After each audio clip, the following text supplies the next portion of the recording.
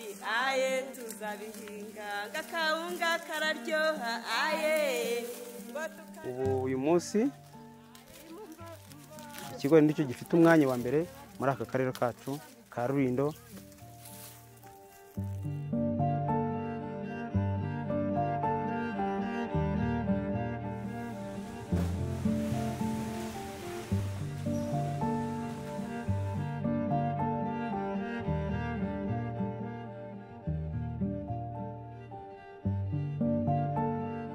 All the maize that delivered to us was contaminated with aflatoxin, and we could reject around 90% of it.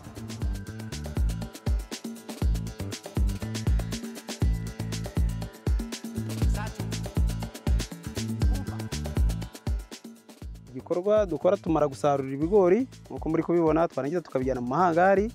Bimara igihe kingana n'ukwezi n'igice muri hangari.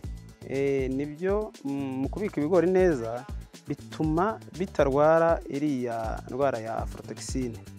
Tukabipima, twamara kubona bigeze kuri bwa buhehere busabwa, tukabipakira imodoka bikajya muri AF. And then we take it to our centralized processing site and we shell it ourselves. With these machines, we can shell quickly and dry it quickly, guarantee quality. We are able to shift from 90% rejection to 5% rejection.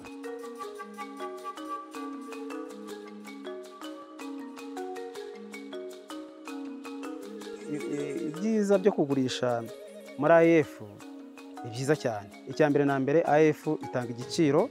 AF ni rwo ruganda rubasha kugura nibura ku mahundo, kandi rukadufasha ku bintu bijyanye na transport.